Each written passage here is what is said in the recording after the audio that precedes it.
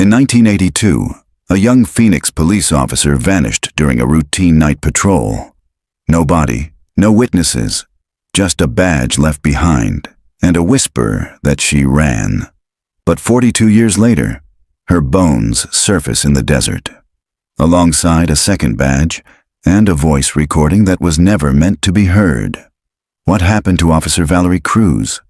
And how deep does the rot inside the department go?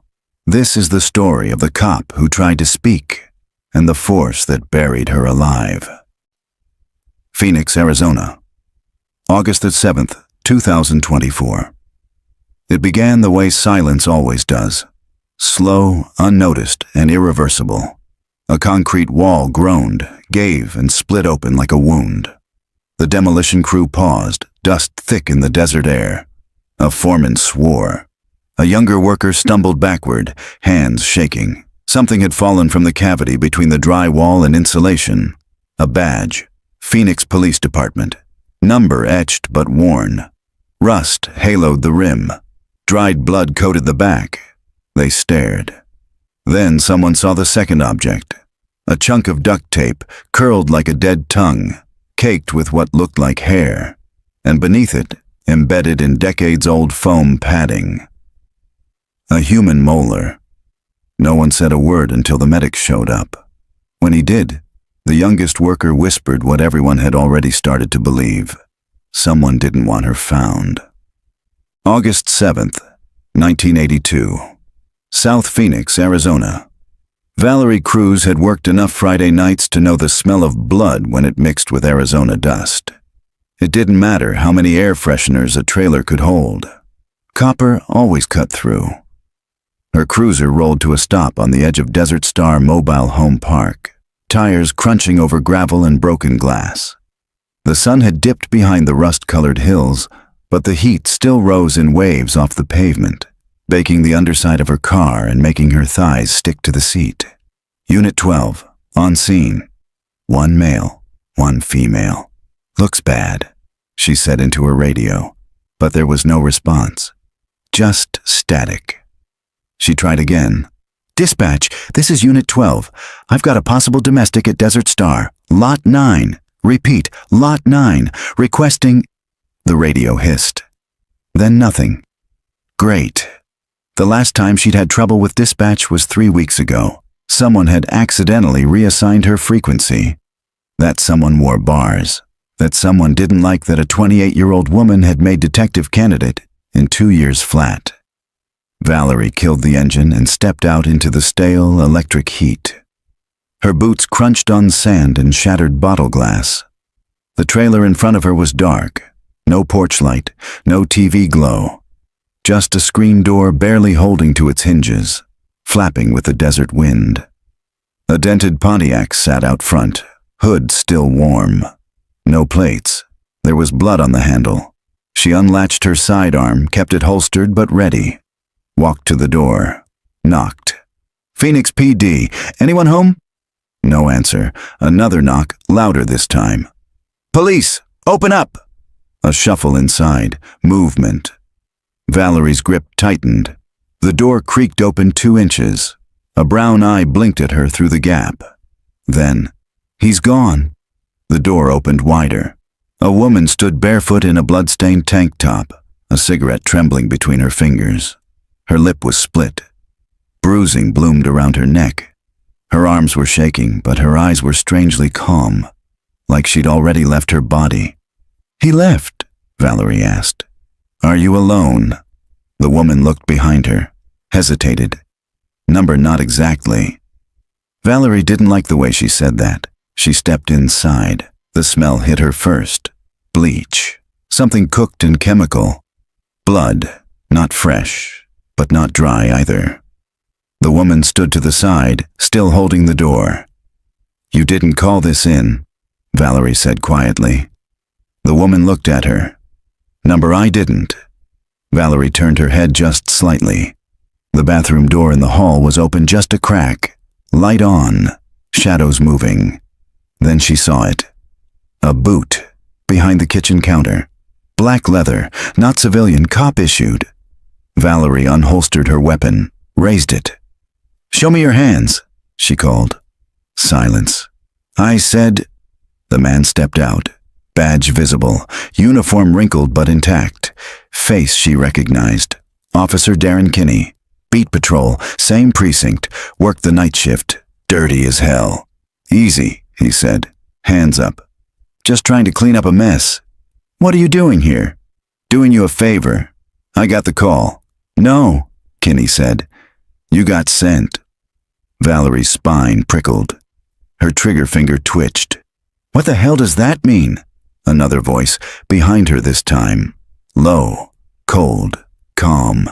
"It means you walked into the wrong damn trailer." Before she could turn, the first blow came fast, a hard crack across the back of her skull. Her knees hit linoleum, her vision tunneled. As she collapsed, the last thing she saw was the woman.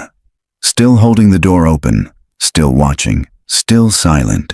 The records clerk looked like he hadn't slept in a month. He blinked at Naomi through thick glasses, his fingers twitching above his keyboard like he was debating whether to help her or not. "Those files are sealed," he muttered. She placed both badge photos on the counter, Cruz and Kincaid. Bloodied, bagged, time-stamped. 2 officers, 2 disappearances, same month, same wall. He stared at them for a beat longer than he should have. "I just pull boxes," he said. "But you read them," Naomi replied. "You know what was redacted." He glanced over his shoulder, then again, then slowly stood, motioned her to follow. "No digital trail," he said. "You didn't get this from me." They descended into the sub-basement of records. Below the basement, no one talked about. The lights flickered. The air was thick with paper rot and mold. It smelled like the kind of truth people were afraid to exhume. He led her to an unmarked filing cabinet, 3rd drawer down, tucked between 2 water-damaged shelves. Inside, a thin brown accordion folder labeled "Do Not Pursue." She opened it. Inside were 5 documents. A blurred Polaroid of Cruz and Kincaid, grainy and distant, standing outside a diner at midnight. A partial dispatch tape transcript. The domestic call Valerie answered had been tagged off-channel. A hand-scribbled list of names. 4 were crossed out in red ink. A copy of a disciplinary memo filed against Lieutenant Marcus Sims, never submitted. And a hand-drawn map. 4 red X's marked the desert northeast of Camelback. One was labeled Cruz. This was misfiled under a cold narcotics case from 1986, the clerk said. "Someone buried it, not deleted, buried." Naomi stared at the list. Sims, Kinney. Another name she didn't recognize, R. Adams. And then T. Menendez, the current deputy commissioner. She nearly dropped the file. "I need copies of everything." He shook his head. "I can't make copies." Naomi's voice dropped low. "Then I'm taking it." A long pause. "Take it." By dusk, Naomi was in her apartment, documents spread across her floor like a crime scene of their own. The list was a road map. The map, if accurate, was a goddamn graveyard. She called Ruben Vega. He didn't answer. She called her old partner, Gabe Torres, now working with state police. She didn't explain everything, just asked for a favor. "You still got drone access?" she asked. He whistled. "You looking for someone?" "I'm looking for what someone buried." Hours later, he sent her grainy overhead footage. 4 sites, desert scrub. One had a freshly disturbed patch of dirt about the size of a body. "Looks recent," he said. "Storm last week may have unearthed part of it. You heading out?" She didn't answer right away, because her screen lit up again, this time with a new message. No name, just a number. Unknown. Attached. A photo. A picture of her standing outside the records room that morning. Caption: "You're getting close. Stop digging." Present day. Phoenix, Arizona. August 7th, 2024. The stench of old fiberglass and rat droppings hung thick in the demo house as Detective Naomi Garcia ducked under the police tape, flashing her badge at the patrolmen posted out front. "Third one this week," he said, stepping aside. "But this one's different." Naomi arched an eyebrow. "How different?" He didn't answer, just pointed to the pile of debris under a blown-out living room wall, where the forensic techs were already setting up portable lights and a mobile DNA station. The foreman, still pale, leaned against a window frame dragging on a cigarette like oxygen. "She was in the wall," he muttered as Naomi approached. "Jesus Christ, she was in the wall." "Not her," the tech corrected. "Just a badge, a tooth, some blood. So far." Naomi crouched near the open cavity. Inside the stud frame was a sealed black evidence bag already tagged, labeled with a date that hadn't been seen in department files in over 40 years. August 7th, 1982. The same date as today. Coincidence didn't sit right with her. She nodded toward the bag. "What else?" "Badge, Phoenix PD, number 2917, the tech said, glancing at his notes. "Nameplate degraded but mostly readable. Cruz, Valerie." Naomi blinked. "Say that again." "Cruz, Valerie. Missing persons pulled it in less than 5 minutes. Went off the grid mid-shift in 1982. No body, no vehicle, no leads. Case was quietly labeled AWOL after 2 weeks. No press release, no internal investigation. Buried." "AWOL?" Naomi asked sharply. "They did that to a cop." The tech looked up at her, eyes grim. "They did it to a woman." In 1982, Naomi stood slowly, her hands clenched. Something old and hot stirred in her chest, a mix of anger and instinct. "Anything else?" she asked. He handed her a sealed evidence pouch. Inside, a voice recorder, dust-caked, analog. The kind used before digital logging systems, before body cams, before accountability. "We've got audio," he said, "if we can restore it." Naomi's pulse ticked faster. "Do it." He nodded and signaled to the tech with the forensic laptop. Naomi turned toward the foreman. "Who found it?" "I did," he said quietly. "We were knocking down the old outer wall to rerun electrical. Paneling split open like a damn piñata." "You touch anything?" He shook his head. "Just backed off and called it in. Look, lady, I've seen dead rats in meth labs, but that?" He pointed to the blood-streaked insulation and the tooth bagged nearby. "That's someone who was meant to disappear." Naomi already knew. Because someone hid her. Because someone in this city wanted her forgotten. They played the tape on a borrowed relic of a machine. An old Panasonic micro-cassette player brought up from evidence storage, its buttons worn smooth and half the lettering gone. The recording started with a hiss, then nothing, then static, and then crying. A woman's voice, muffled, wet with fear. Naomi leaned closer, heart thudding as the audio sharpened. "Please, I didn't tell anyone. I swear," another voice answered, male, deep, calm in the way that felt worse than shouting. "You were warned. You think the badge makes you untouchable?" There was a soft scuffle, like feet shifting on linoleum. Then a slap, sharp, flat, skin on skin. The woman cried out again. Naomi didn't breathe. "This doesn't have to be hard, Val," the man said. "You made it hard." A pause.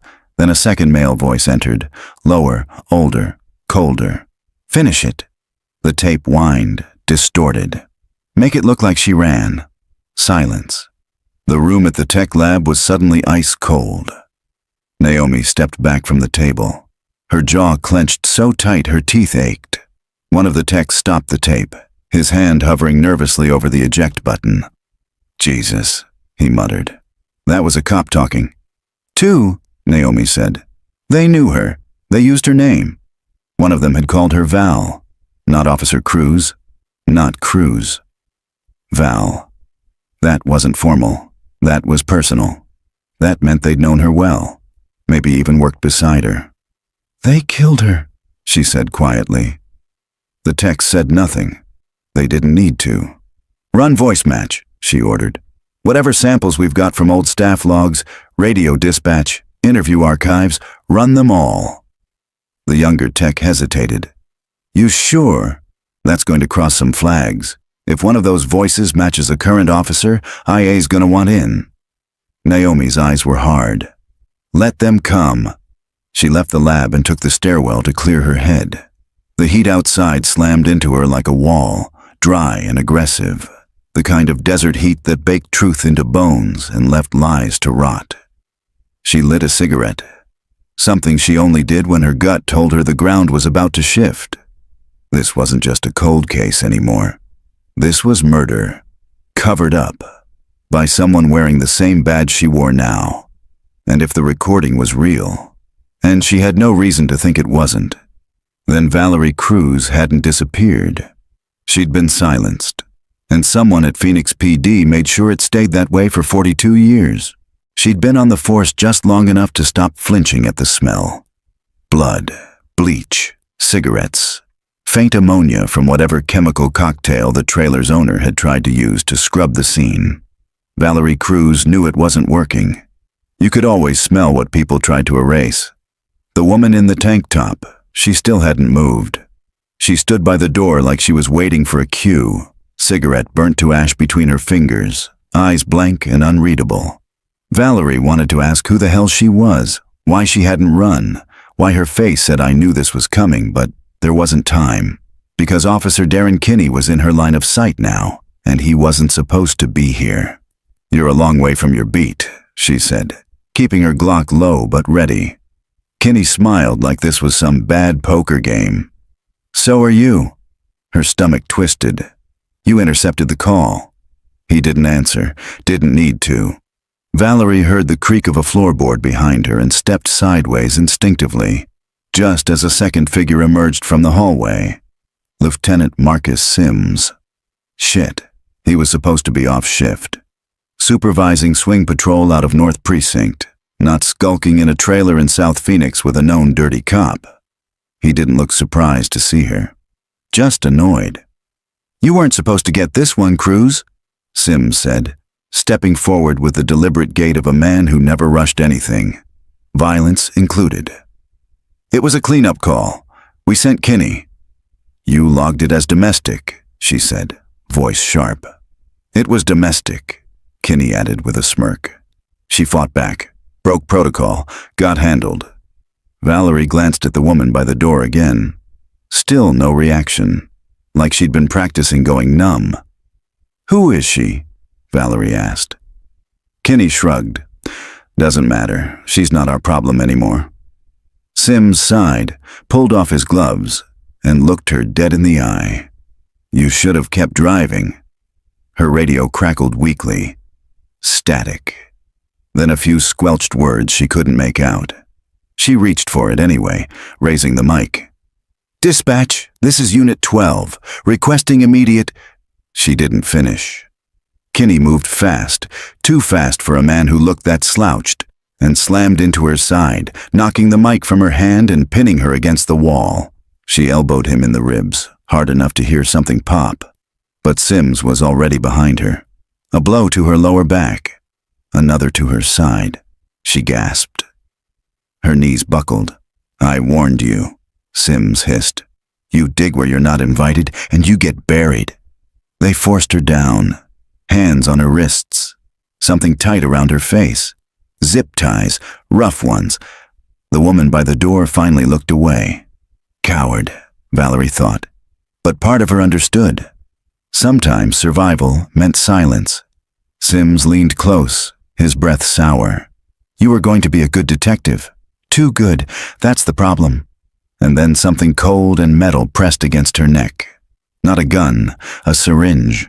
"Number, let her sleep," Sims said to Kinney, as darkness overtook her. She woke hours later, barely. Her mouth was dry, her tongue thick. Duct tape stretched across her lips. The smell of vinyl and heat filled her nostrils. She was in a trunk, hands bound, head splitting. The car was moving, bouncing, rough terrain, desert. She knew the road. It was old, off-grid, south of Camelback, toward the washes where abandoned tires went to die, and coyotes dragged garbage into the ravines. They were going to kill her. No court, no badge, just an unmarked grave in the dirt. And if no one was expecting her, if no one checked the logs, if the call never existed, then Valerie Cruz would vanish forever. She twisted her wrists, felt blood slick her fingers. The ties were too tight. The car stopped. Doors opened. Footsteps, shovels. She waited for the sound of the trunk unlatching. Instead, she heard Sims again, just faintly through the metal. Make sure it's deep, and leave the radio. Let him think she ran. The badge should have been a lead. Instead, it was a wall. Naomi sat in her office long after sunset, the sounds of the department muffled behind the closed door, phones ringing, printers churning, boots squeaking across linoleum. The hum of police life. And under it all, something rotten no one wanted to name. Valerie Cruz's badge was logged as found property. The tooth tagged as possible human remains. The voice recording marked for lab transfer pending digital recovery. Everything was by the book. That was the problem. Every time Naomi filed a request to reopen the Cruz case, it bounced. IA claimed jurisdiction. Cold case claimed priority. The lieutenant over records claimed he couldn't release 1982 files without sign-off from higher up. Everyone smiled. Everyone stalled. She was being boxed in.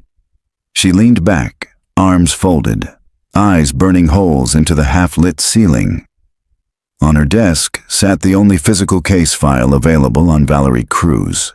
Thin, too thin, a single photocopied page, the kind they used for officers who left voluntarily. AWOL after shift, it read. No contact. Suspected personal crisis. File closed, August 24th, 1982. No mention of blood. No mention of a missing cruiser. No scene report. No dispatcher testimony. Just a note that Cruz had possibly fled state due to disciplinary stress. Nonsense. Naomi flipped the folder shut and stood. She needed answers from someone who'd been there, someone who still remembered the ghost. She knew exactly who to call. An hour later, she was standing on the porch of a trailer in East Mesa, knocking on the dented aluminum door of a man who hadn't worn his badge in 30 years. His name was Ruben Vega, retired detective, Valerie's former partner. He opened the door wearing a gray tank top and a scowl, one eye cloudy with cataract, the other sharp as broken glass. "Let me guess," he muttered. "You found the badge." Naomi didn't react. "Can I come in?" "No," he said. Then, after a beat, "But I won't slam the door either." He stepped aside. She followed. The inside smelled like dust and old coffee. Newspapers stacked knee-high, an ancient box fan wheezing in the corner. On the wall, still nailed crooked above the couch, was a framed photo of Ruben and Valerie in uniform. Young, proud, standing outside a beat-up cruiser with smiles that hadn't yet learned what betrayal felt like. "You knew she didn't run," Naomi said. Ruben dropped into his recliner with a grunt. "Knew it the minute they filed the report. She had a dog she didn't take, plants she didn't water, a mother she called every Sunday. And they let it go?" He laughed bitterly. "Let it go? They buried it, buried her."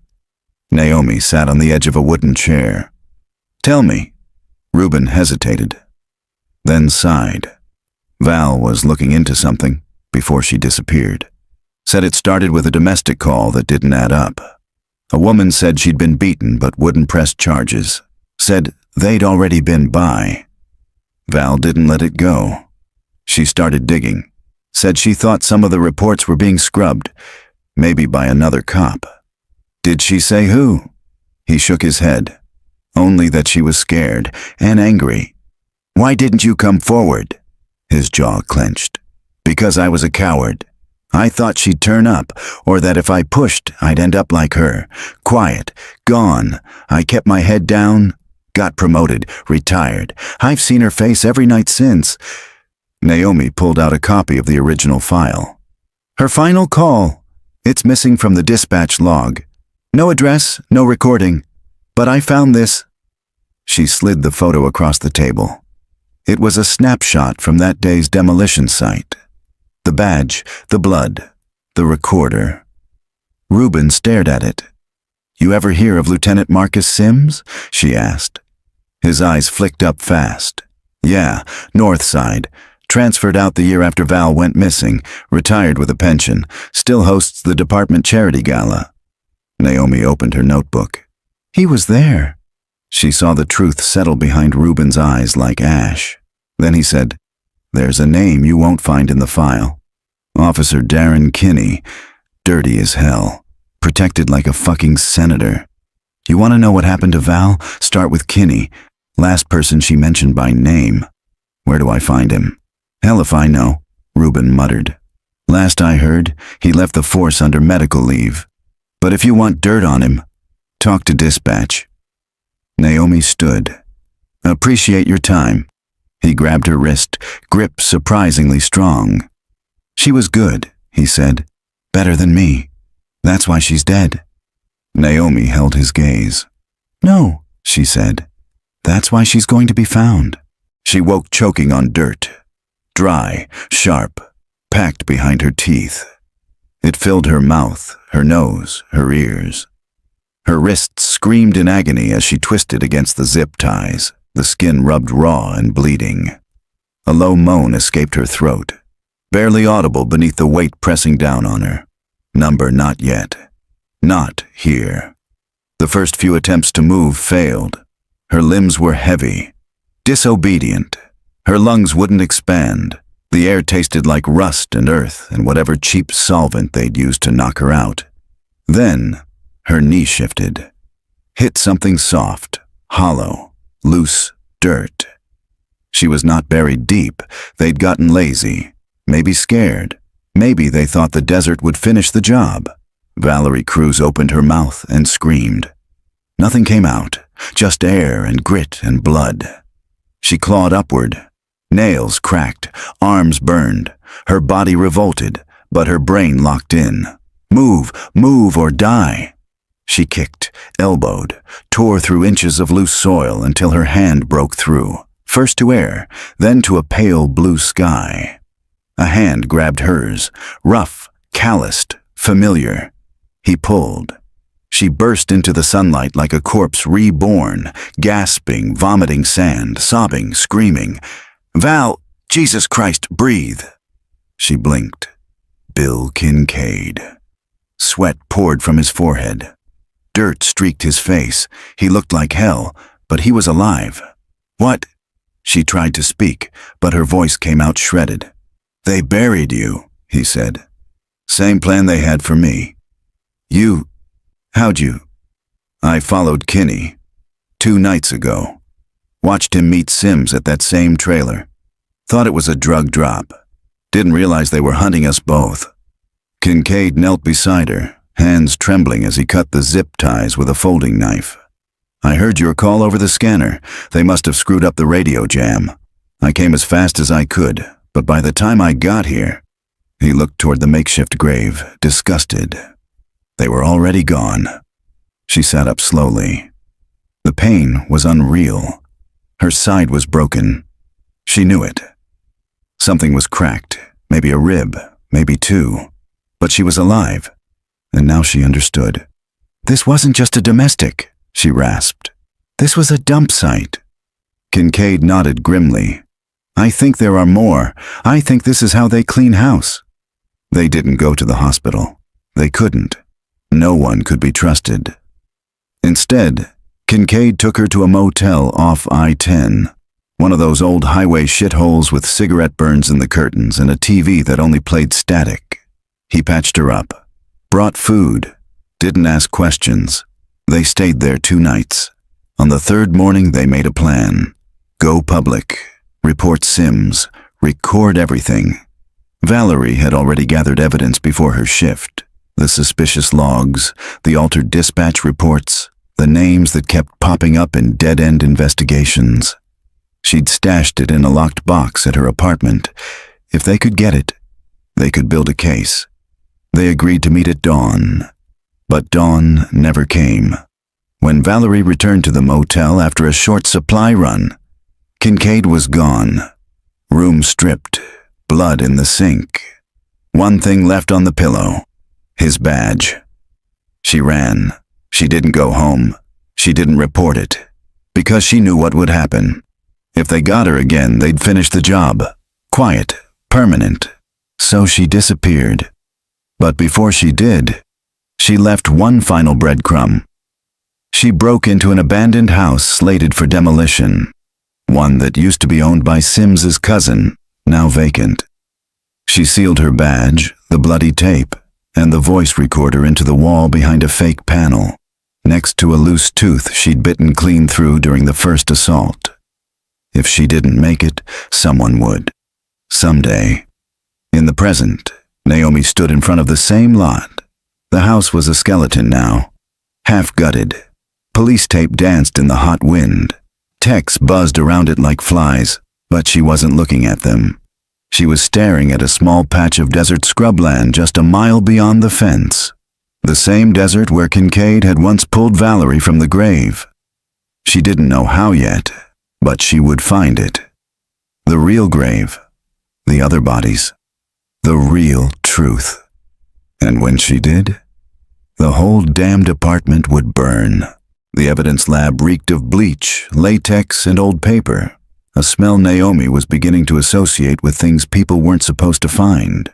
She stood over the table where the demolition site artifacts were spread out under harsh white lights.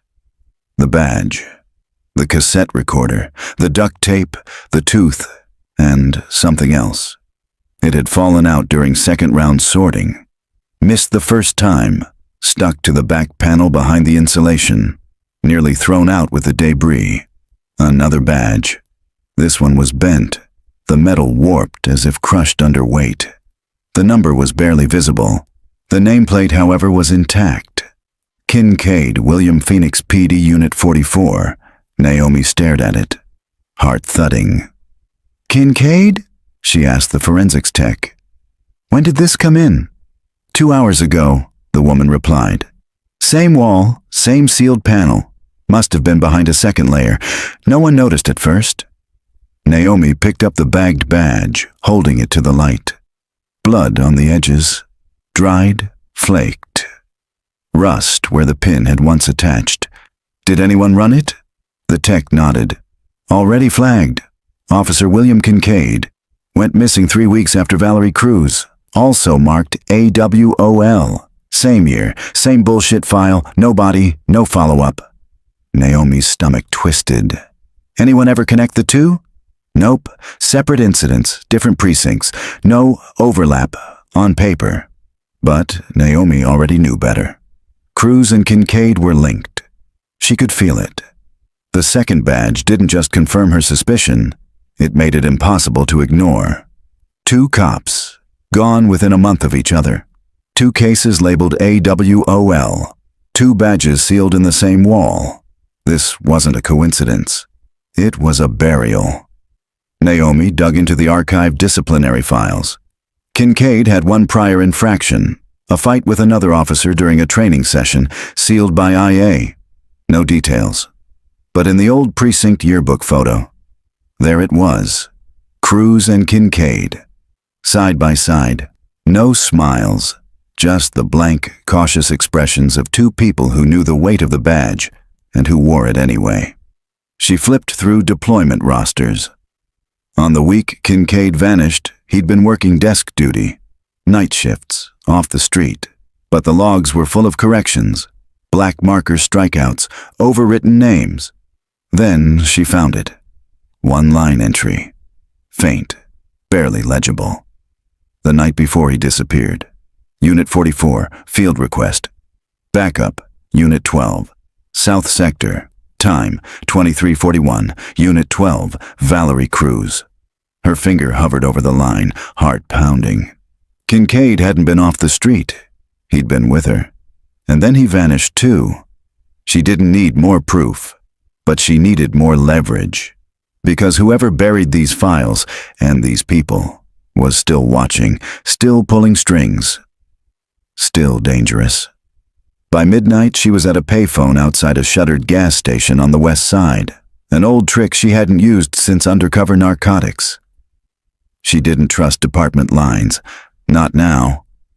She dialed Ruben Vega. He picked up on the first ring. "I found Kincaid's badge," she said. Dead silence on the other end. Then, "Where?" "Same wall, same house. 2 cops didn't run. They were killed, buried." "God damn," he whispered. "You need to be careful. You're stirring up old ghosts, Garcia." "They're not ghosts if they were murdered," she said. "They're evidence." "You think someone's still cleaning up after all these years?" "I think someone never stopped." Naomi barely made it home before sunrise. She slept on the couch with her gun on the coffee table. Her phone buzzed just after 6 a.m. Unknown number. She answered, groggy. "Garcia?" A voice, male, low, familiar. "You don't want to keep digging," he said. "It won't bring them back." Then he hung up. She didn't recognize the voice. But it didn't matter. They were watching. She slid the second badge into her evidence bag and called for a shovel. She left the department car behind. Too easy to trace. Borrowed her cousin's old Jeep. No GPS, no onboard camera, no department beacon. Naomi hit the trailhead just after 5 a.m., headlights bouncing off desert scrub and broken fencing. The air was already hot, dense with that dry, baked electric scent only Arizona could conjure. She parked near the last red X from the map, marked cruise. It was remote. No tire tracks, no signs of hikers, just a washed-out arroyo and a half-collapsed barbed wire fence rusting in the sun. The ground sloped unevenly here, like it had shifted in recent storms. Loose rocks. Shale. Something churned beneath it all, hidden by years of wind and silence. Naomi grabbed a shovel from the Jeep, started digging. 10 minutes in, sweat soaked her collar. 20 minutes in, the earth changed. A patch of packed clay gave way to something lighter, softer, disturbed. The shovel hit something. She dropped to her knees, pulled with her hands. Fiberglass, a strip of black trash bag, a torn corner of what looked like a nylon patrol jacket, faded blue, burned at the edges, and then bone, white, porous, human. She covered her mouth, then kept digging. It didn't take long to find the rest. A shallow grave, no more than 3 feet deep. The remains curled in on themselves, as if the body had been folded. Duct tape still clung to fragments of what had once been a uniform. Her badge was gone, but her sidearm was still holstered. Holstered, loaded. She never even drew it. Naomi sat back, breath catching in her throat. She didn't need dental records to confirm it. It was Valerie Cruz. She didn't call it in. Not yet. She took photos. Every angle. Tagged the coordinates. Documented the position of the bones, the placement of the holster, the fabric color and stitch pattern on the jacket. Then she saw it, wedged in the dirt beneath the skull. A strip of analog cassette tape. Frayed. Stuck to what looked like a small rusted audio component. Another recorder, buried with her. Insurance. Naomi bagged it carefully. Only then did she call it in, on a burner phone routed through the state tip line, anonymously. Let the state boys dig her out. She couldn't risk the department interfering. Not yet. She wasn't done, because there were 3 other red X's on that map. She drove straight to Ruben Vega's trailer, pounded on the door. He opened it, eyes bloodshot. Not from sleep. "I know where they buried her," she said. He didn't ask how. Just stepped aside. Naomi dropped the evidence bag on his kitchen table. Inside, a photo of the remains, a piece of Valerie's uniform, and the cassette. "She's been there for 42 years, Naomi said. lying under the dirt with a tape that might name her killer. Reuben lowered himself into a chair, staring down at the bag. For a long time, he said nothing. Then, if Sims buried her, someone helped him. Someone still on the job. Naomi nodded. And I think I know who. She slid the list of names across the table, the one she found in the sealed file. Reuben's eyes scanned the page. His hand stopped at one name. T. Menendez. Jesus, he whispered. Tim Menendez was Sims' boot. They were joined at the hip in '82. He's the deputy commissioner now, Naomi said. Reuben sat back slowly.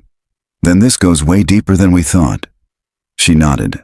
And if we don't move carefully, it's going to bury both of us too. Tim Menendez smiled like a man who'd won before she even walked through the door. His office was a museum of authority.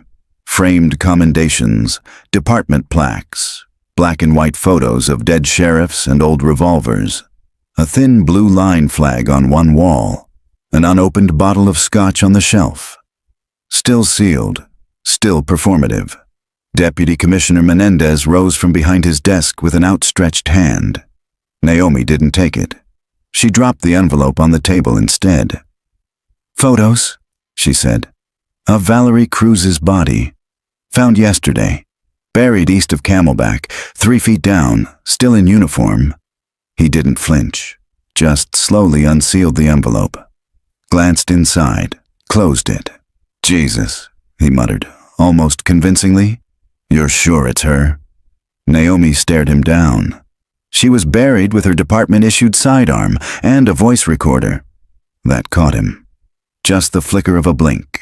Just enough. Recorder? He asked. After 40 years? It's being restored now, Naomi lied. But some of the tape's intact. Menendez leaned back slowly, folding his hands on his gut. Well, if what you're saying is true, this is a tragedy. For the department, for the Cruz family. He said it like he'd practiced it, like he'd always known this day might come. I'll make sure Internal Affairs opens a full inquiry. You'll do nothing, Naomi said flatly. He raised an eyebrow. I know about Sims, she continued. I know about Kinney. I know about Kincaid. And I know you were assigned to the same precinct as Cruz in 1982. You were her training officer. You signed her patrol log the night she vanished. She slid another photo across the table, a copy of the page from records. Signature, T. Menendez. Memory's a funny thing, he said quietly. 40 years. People forget what they think they saw. Names get confused, files get lost. Naomi leaned in.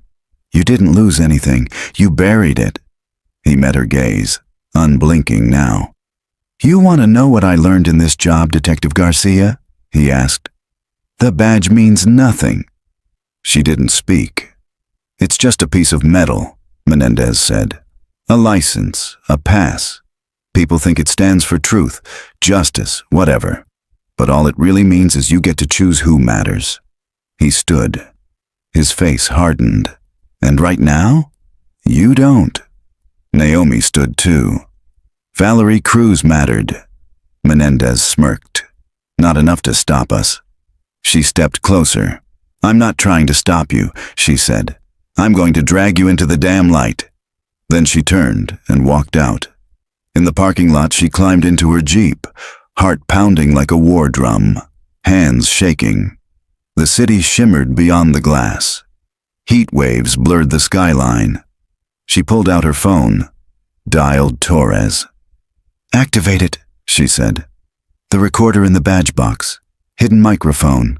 Menendez never checked for it. We got everything. Torres let out a low whistle. You were wearing a wire? No, she said. I was the wire. The news broke just after 9 a.m. It started as a whisper. First on internal comms, then citywide. Deputy Commissioner Timothy Menendez under investigation. Possible connection to historic officer disappearance. Multiple high-ranking officials named. By noon, it was a flood. Phoenix PD rocked by explosive reopening of 1982 missing persons case. Allegations of systemic cover-ups spanning decades. Recovered remains identified as Officer Valerie Cruz. Naomi stood just inside the squad room, watching the chaos unfold. Phones rang non-stop. Officers whispered in corners. A few old-timers stared at their desks like the floor had just dropped out from under them. She didn't care. She walked past them all, straight to Chief Marquez's office. He met her at the door, a man trying very hard to appear calm while the roof cracked overhead. "You made a lot of enemies this week, Garcia," he said. "And I made some goddamn truth," she replied. He didn't argue. He gestured toward the TV behind his desk. News footage rolled, crime scene tape fluttering at the gravesite. Forensics digging up bones, state investigators walking out of Menendez's house with boxes of evidence. A voiceover, allegedly buried multiple reports and tampered with dispatch records related to the 1982 disappearance of Officer Valerie Cruz. Chief Marquez turned the volume down, slowly. "Internal Affairs is clean sweeping the top floor. I have 2 city council members demanding your badge." "Let them," Naomi said, "but not before I walk Valerie's casket." That hit. The chief nodded once. "You'll get your wish." The funeral was held the next morning. Full honors, bagpipes, mounted patrol. 21-gun salute. Naomi watched from the front row in dress blues, her badge polished to a mirror shine. Beside her sat Ruben Vega, stone-faced. Gabe Torres stood behind them, arms crossed, jaw clenched. Across the aisle, she caught sight of Valerie's mother, 80 now, frail, weeping, but proud. Naomi rose when the honor guard moved, walked to the flag-draped casket, set something on top before stepping back. Valerie's badge, cleaned, polished, whole. Not because it meant anything now, but because she had earned it. Later that night, Naomi sat in her apartment with a box of files, the originals, Valerie's notes, Kincaid's list, the map. There were still 2 red X's that hadn't been dug up. 2 more bodies, maybe. 2 more truths waiting under the dust. Her phone buzzed. Unknown number. She answered, a voice she recognized. Menendez, from county lockup. "You think this ends with me?" he asked, voice hoarse. "No," Naomi said. "I think it starts with you." A pause. "You're digging in the dark, detective, and there's more down there than bones." "I'm not afraid of the dark." She hung up, then opened a new file, labeled it X3, unknown, pending recovery, and wrote one line beneath it. "The badge means nothing, but the truth buries everything else." Naomi finished the case file at 2:14 a.m. Her apartment was dark except for the blue light of her monitor, casting shadows across the wall like ghosts coming to rest. The air smelled of old coffee and printer toner. Her fingers ached. Her neck was stiff. But the final line was typed. Victim, Officer Valerie Cruz. Cause of death, homicide, disposition. Buried in unauthorized grave off Old Route 87. Case status, closed after 42 years. Perpetrators, Lieutenant Marcus Sims, deceased. Officer Darren Kinney, pending trial. Deputy Commissioner Timothy Menendez, in custody. Other persons of interest. William Kincaid, deceased, presumed murdered. Additional suspects, ongoing investigation. She saved the file, backed it up 3 times, printed 2 hard copies. One for IA, one for Valerie's mother. She picked up Valerie's recovered badge from her desk, held it in her palm, felt the weight of it. Not the metal, the meaning, the promise it used to carry. Serve, protect, tell the truth. It had failed her, but Naomi didn't. Later that morning, she walked into the press conference flanked by Chief Marquez and the state AG. The podium microphones flickered with feedback. Reporters elbowed for space. Every camera in the city was pointed at her. She stepped forward. "This week," she began, "we found what no one was supposed to find." She held up the badge. "This belonged to Officer Valerie Cruz. She disappeared in 1982. The official story was that she abandoned her post, that she ran. She looked straight into the camera lens. That was a lie. Silence. She was murdered. By the same men she worked beside, men who wore the same badge and used it not to serve, not to protect, but to silence, to bury, to erase. Naomi's voice didn't shake. Not once. But the desert doesn't keep secrets forever. And the badge? It doesn't get to decide what the truth is. We do, and we're not finished. She stepped back. No questions, no spin, just the truth, delivered raw. That night, after the news vans packed up and the city slipped into the quiet unease of revelation, Naomi drove out to the desert one last time. She parked where the red X had been, walked out to the grave that was no longer a secret. A simple wooden cross stood in the dirt now, surrounded by stones. No flowers, no plaque, just one name burned into the wood by hand. Valerie Cruz, end of watch, August 7th, 1982. Found 42 years later. Naomi knelt. "I'm sorry it took this long," she whispered. "But we heard you, and we didn't stop." The wind carried her words into the dark. She stood, turned, and walked back toward the city lights rising on the horizon, toward the next grave, the next name, the next truth buried beneath the silence.